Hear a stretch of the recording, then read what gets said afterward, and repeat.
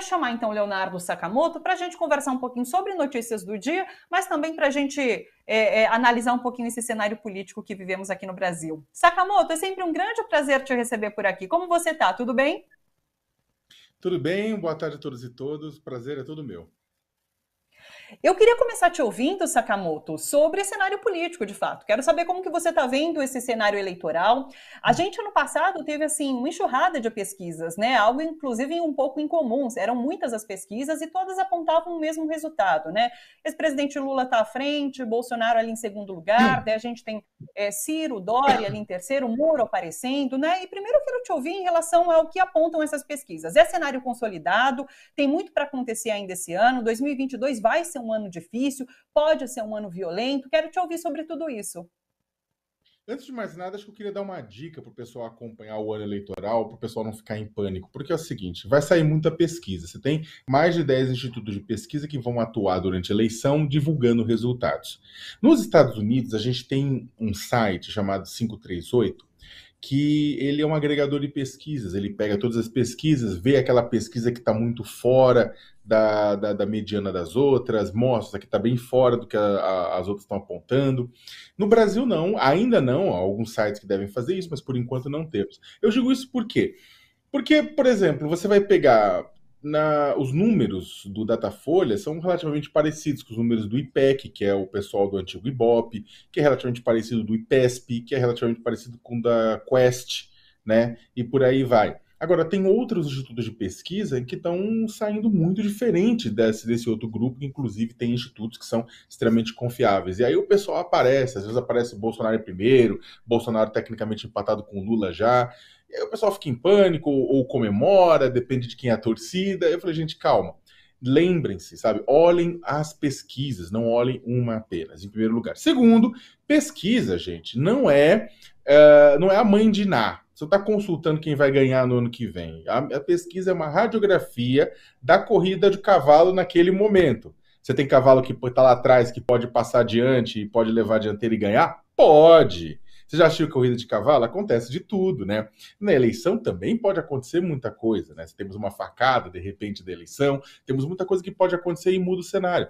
Mas isso é a fotografia dos cavalinhos, né, neste momento, né? Dito isso, né, as fotografias que têm saído já faz algum tempo mostram o presidente Lula se consolidando, ele vai aumentando os seus votos espontâneos, que é aqueles que a pessoa fala sem que seja dado para ele opção, e também o estimulado, que é aquele que dá uma cartela ou pergunta opções, né, à medida que a população se liga ou percebe que a condenação contra ele no STF foi anulada e ele poderá concorrer às eleições. Ao mesmo tempo, outra coisa que ele vai crescendo, né? Em alguns cenários, inclusive, mostra a chance de, se a eleição fosse hoje, ganharia no primeiro turno. Bolsonaro, por sua vez, ele tem mantido posso dizer, as pessoas criticam muito a pontuação dele, mas ele tem mantido uma extraordinária resistência. Ele está lá. Você vê a espontânea, que é o voto principal, está lá com 23% na espontânea. As pessoas, sabe, logo de cara falam Bolsonaro, 23% falam isso, um quarto da população.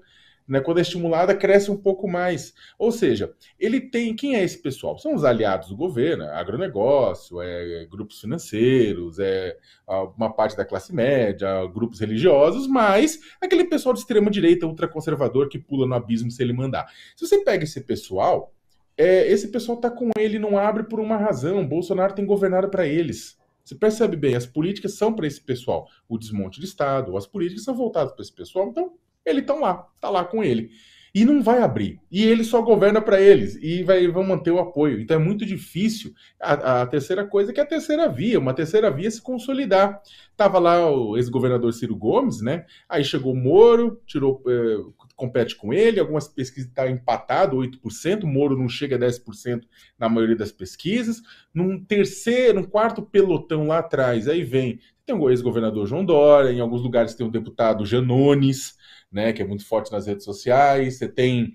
e aí começa a senadora Simone Tebet, outros senadores, né, aparecendo, outros candidatos aparecendo, mas num número bem diferente. Ou seja, resumidamente, falei demais, mas resumidamente, o que a gente tem visto é uma posição consolidada de Lula e Bolsonaro. né? E sabendo que Bolsonaro vai ainda recuperar um pouco de pontos, não por causa da inflação, que está uma tragédia, não por causa do desemprego, mas porque a pandemia espera-se que arrefeça, né, até um pouco, até a eleição, ele recupera um pouco, há uma chance grande de ter um segundo turno disputado por Lula e Bolsonaro. Sim. O ex-presidente Lula, eu tenho conversado com o pessoal que acredita que talvez ele tenha chegado num teto ali, nesses 45% de intenções de voto. Quero te ouvir sobre isso. Você acha que há possibilidade, inclusive, de crescimento para consolidar uma vitória em primeiro turno? A gente tem visto que ele tem feito muitas conversações para buscar essa vitória em primeiro turno, até para que ela seja feita de forma incontestável, porque se imagina que Bolsonaro possa questionar essas eleições lá para frente. Não? Então, quero te ouvir sobre essa estratégia de Lula e a estratégia de Bolsonaro, porque, inclusive, esse final de semana, ele postou um vídeo nas redes sociais, né? Fábio Faria, que é o ministro das comunicações dele, postou aquele vídeo em que ele está comendo frango ali numa barraquinha, e parece muito com uma intenção de capturar o povão, né? Para mostrar que ele é o homem do povo. Então, assim, só que parece ser isso, inclusive, que esse governo acha que é o povo, aquela pessoa sem modos, ele ali comendo com as mãos, de uma forma bastante, inclusive, nojenta, enfim. Essa estratégia vai funcionar? Tá aí o vídeo, inclusive, que circulou nas redes sociais. Fábio Faria tirou esse vídeo do ar hoje pela manhã, porque pegou muito mal nas redes, inclusive, né? Então, assim, quais as estratégias que ele vai usar? Ele vai conseguir, de repente, aumentar essa base bolsonarista, que é bastante fiel, ou não? Ela também está ali no teto desses 20%. Então, assim, Lula e Bolsonaro, principalmente, como você vê estratégias dos dois?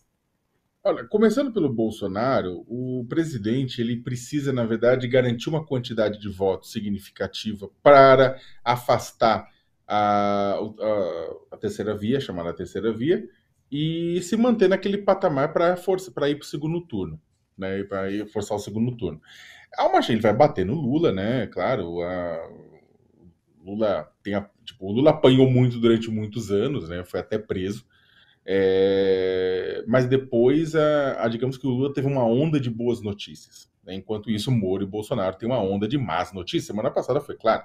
Semana passada culminou com o processo, a ação sobre o triplex sendo arquivada na Justiça Federal de Brasília, né? E enquanto isso, Bolsonaro brigando com a PF, apontando que Bolsonaro vazou dados públicos, Moro brigando para mostrar que não teve conflito de interesse em sua consultoria milionária nos Estados Unidos, né? Então, as notícias para o Lula têm sido bem melhores. É claro que no ano que vem as coisas mudam. Eu já falei que pode até diminuir, mas Bolsonaro, ele sempre apanha. Ele vai, digamos que o nível de apanhar é o mesmo que ele é presidente da República, né? Então, eu acho que ele deve manter essa taxa, deve até conseguir um pouco mais, né?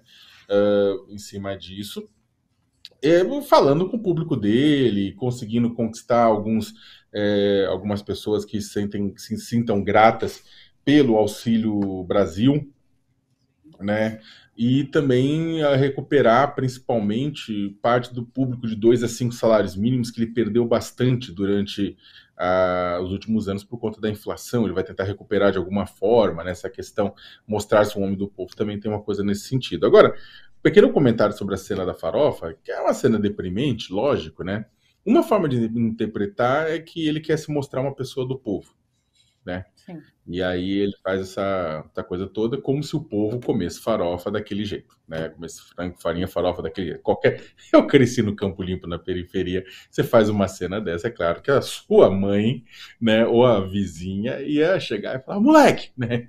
Tipo, não tem, né? Nenhuma mãe, qualquer extrato social, do A+, até o E-, não gosta dessa cena. Então, exatamente por conta disso, e aí que tá. Eu acho que a gente toma muitas vezes, o Bolsonaro é tosco, o Bolsonaro é violento, o Bolsonaro é até genocida, mas o Bolsonaro não é burro, né? As pessoas tomam o Bolsonaro pela sua tosquice, a sua violência inerente como burrice.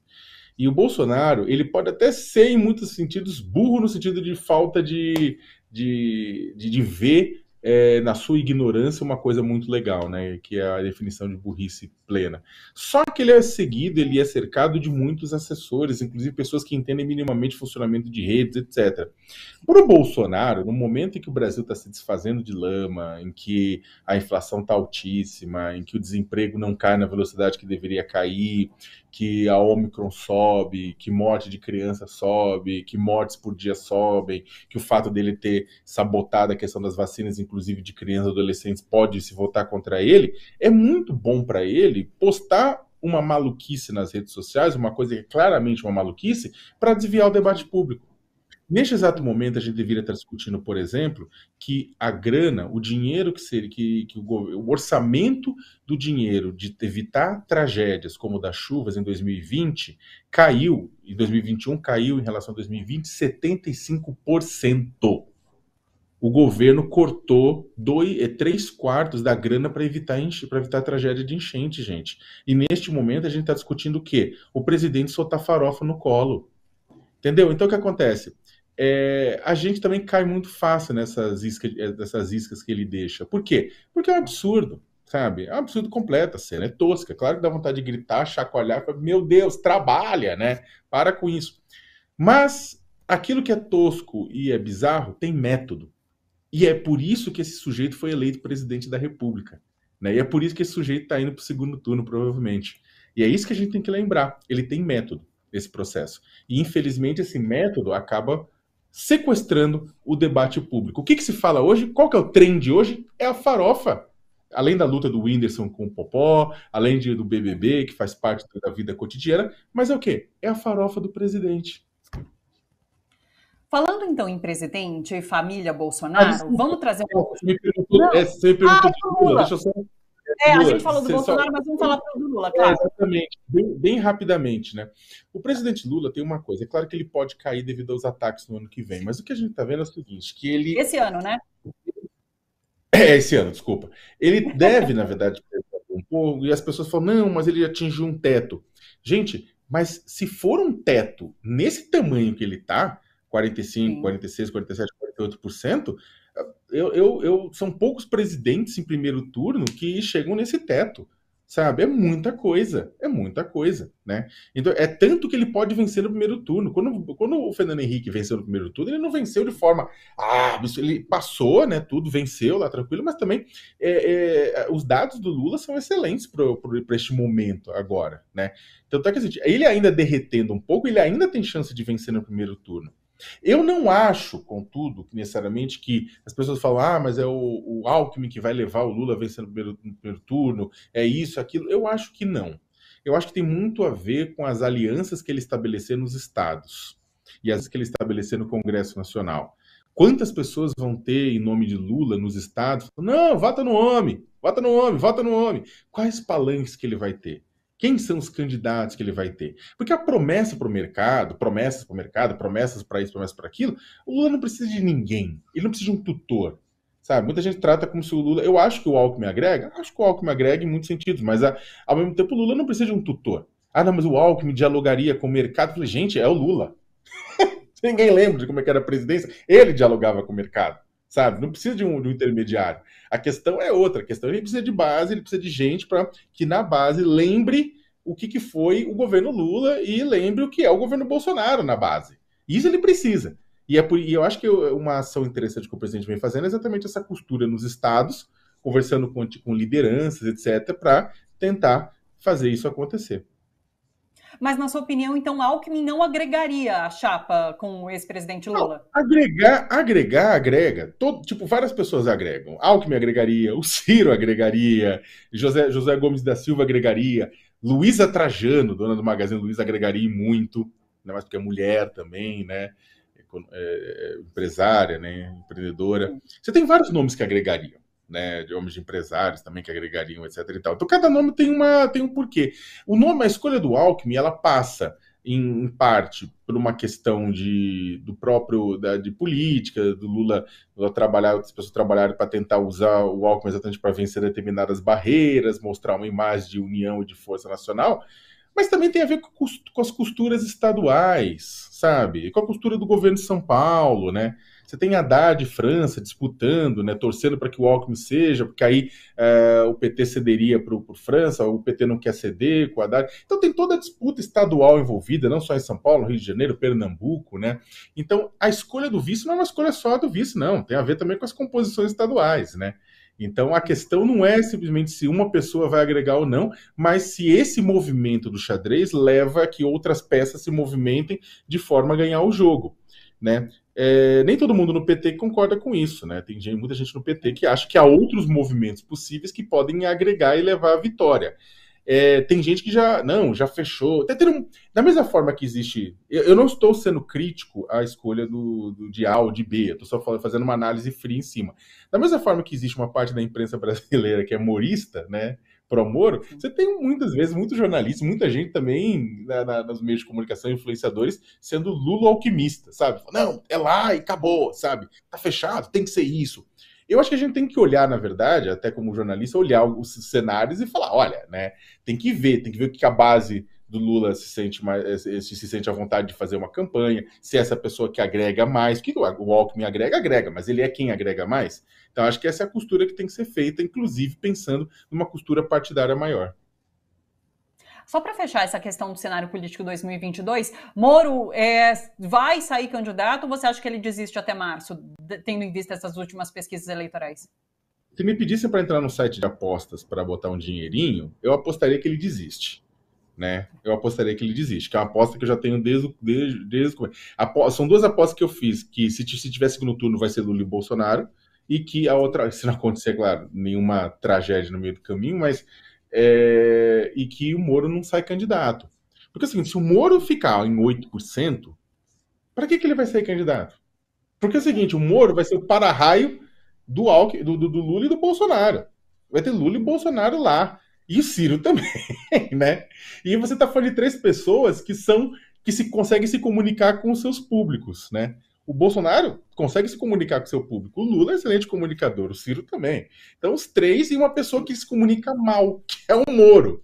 O Moro, pode ter as qualidades dele, mas ele não sabe se comunicar, né? Ele é péssimo na comunicação. Né? E aí o que acontece? Você vai ter uma pessoa que ele já entra com poucos pontos, né? Se ele chegar, acho que lá em maio, junho, com 8%, ele não sai. Aí ele sai para senador, por algum outro estado. Sim. No Paraná, acho que não, para não bater com Álvaro Dias, né? Mas há uma chance de sair para outros estados, assim, né? Não duvidaria que saísse para Santa Catarina, outro lugar, qualquer outro lugar em que ele tenha acesso. Até porque senão se ele sai e a votação dele é terrivelmente baixa, inclusive ele enterra futuras intenções políticas da vida dele.